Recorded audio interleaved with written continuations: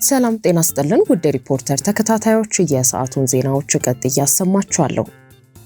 የኢትዮጵያ ኢሚግሬሽንና ዜግነት አገልግሎት ከተፈቀደላቸው የቆይታ ጊዜ በላይ በሀገር ውስጥ የቆዩ ትውልደ ኢትዮጵያዊ አሜሪካውያን ላይ እንዲከፍሉ በሚጠበቅባቸው ከፍተኛ የገንዘብ መቀጮ ላይ ከፊል ምህረት አደረገ። የኢትዮጵያ ኢሚግሬሽንና ዜግነት አገልግሎት ትላንት ባወጣው መግለጫ በተለያዩ ምክንያቶች ከተፈቀደላቸው የቆይታ ጊዜ በላይ በሀገር ውስጥ የቆዩ ትውልደ ኢትዮጵያዊ አሜሪካውያን በአዲሱ የኢሚግሬሽን ደንብ መሰረት የሚጣልባቸውን የገንዘብ መቀጮ ለመክፈል አቅም የሌላቸው መሆኑን ጠቅሰው የቅጣት ምህረት እንዲደረግላቸው ያቀረቡትን ማመልከቻ በመገምገም ከፊል የቅጣት ምህረት ማድረጉን አስታውቋል። በዚህም መሰረት የአሜሪካን ዜግነት ያላቸው ትውልደ ኢትዮጵያውያን ሆነው እድሜያቸው ከ18 ዓመት በታች ለሆኑ ህጻናትና ታዳጊዎች ቅጣቱ ሙሉ በሙሉ ተነስቶ ወደ ህጋዊ የቪዛ አሰራር እንዲገቡ መወሰኑን አስታውቋል። የአሜሪካ ዜግነት ያላቸው ትውልደ ኢትዮጵያውያን ሆነው እድሜያቸው 18 ዓመትና ከዛ በላይ ለሆኑ አዋቂዎች ደግሞ በደንቡ መሰረት የሚጣልባቸው የቅጣት ገንዘብ በግማሽ ተነስቶ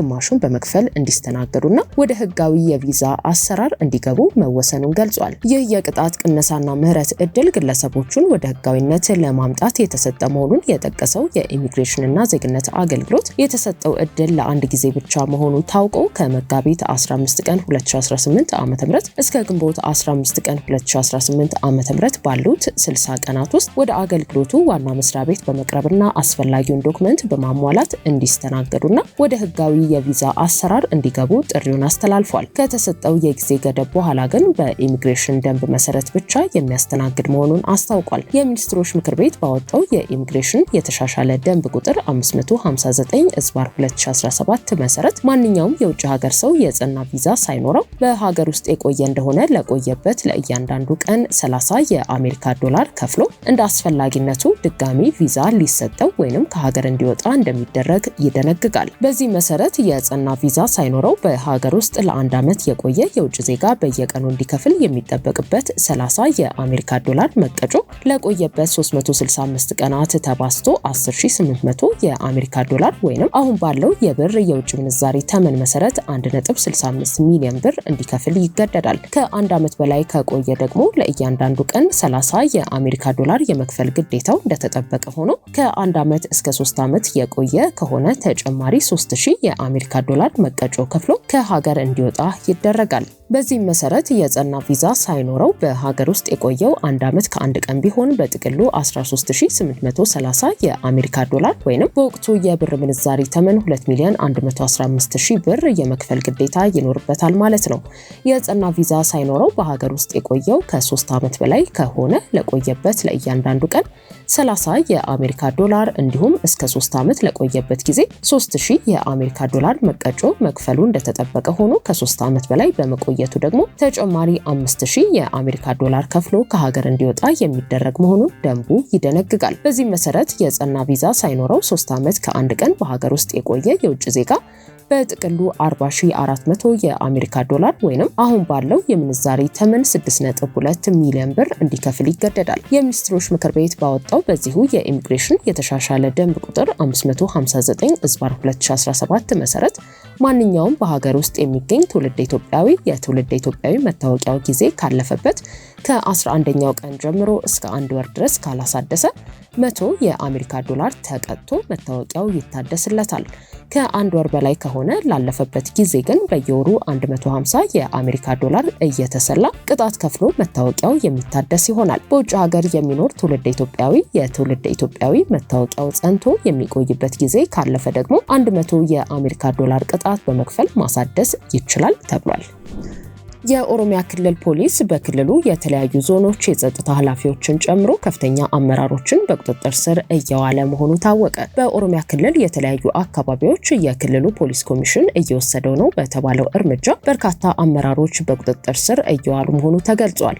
እስካሁን በክልሉ ፖሊስ በይፋ መግለጫ ባይሰጥም በኦሮሚያ ክልል የተለያዩ ዞኖች ላይ በአመራርነት የሚሰሩ ግለሰቦች በቁጥጥር ስር እየዋሉ መሆኑን ሪፖርተር ያረጋገጠ ሲሆን በተለይም በክልሉ ጅማ ዞን የፖሊስ አዛዥ እንዲሁም የጅማ ከተማ ፖሊስ አዛዥ በቁጥጥር ስር ከዋሉ ባለስልጣናት መካከል ናቸው ተብሏል። በኦሮሚያ ክልል የጅማ ዞን ፖሊስ አዛዥ ረዳት ኮሚሽነር አለሙ ታደሰና የጅማ ከተማ ፖሊስ አዛዥ ኮማንደር ዘላለም አበራን ጨምሮ ሌሎች የዞንና የወረዳ አመራሮች በቁጥጥር ስር የዋሉት በኮንትሮባንድና በህገወጥ የንግድ እንቅስቃሴ መሆኑ በተለያዩ የማህበራዊ ትስስር ገጾች እየተገለጸ ቢሆንም የጅማ ዞን ኮሚኒኬሽን ቢሮ መረጃው እውነተኛ መሆኑን በመግለጽ በቁጥጥር ስር የዋሉበት ምክንያት ግን እስካሁን በፖሊስ አልተገለጸም ብሏል። ይሁን እንጂ በማህበራዊ ትስስር ገጾች ላይ የፖሊስ አዛዦቹን የሚተኩ አመራሮች መሾማቸው የተገለጸ ሲሆን በወንጀል ድርጊት ላይ ሲሳተፉ መያዛቸውን ቢገልጹም ዞኑ እስካሁን ይፋ የሆነ ነገር የለም ብሏል። የጅማ ዞን የኮሚኒኬሽን ቢሮ ኃላፊ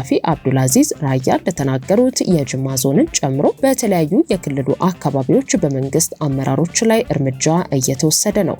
እንዴ መሰለህ ያው እርምጃውን የወሰደውም የኦሮሚያ ፖሊስ ኮሚሽን ስለሆነ ኦኬ ከነሱ ነው ዲቴል ማግኘት የሚችለው።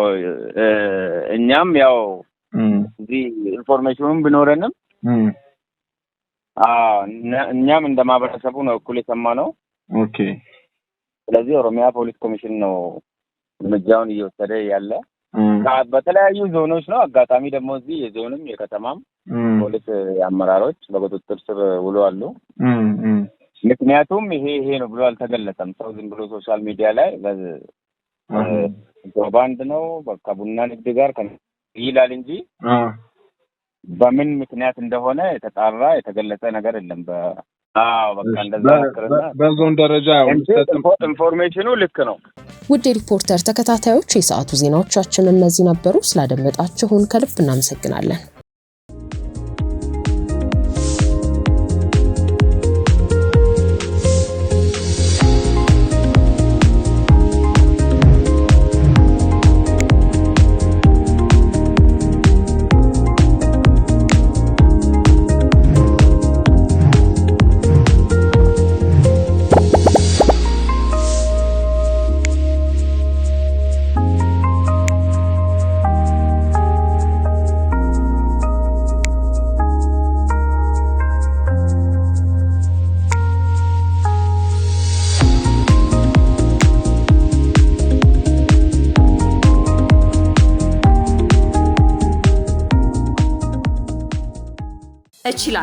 እችላለሁ በሚል መሪ ቃል የአደይና ዛሃራ የቁጠባ ሂሳቦችን በመክፈት ከ500 ብር ጀምሮ ስትቆጥቢ የተለያዩ የባንካችን የዲጂታል አማራጮችን በመጠቀም ግብይት ስትፈጽሚ የ25 BYD ሲገል መኪና ሽልማት እጩ የሚያደርጉሽ የዕጣ ቁጥሮች ይደርሱሻል።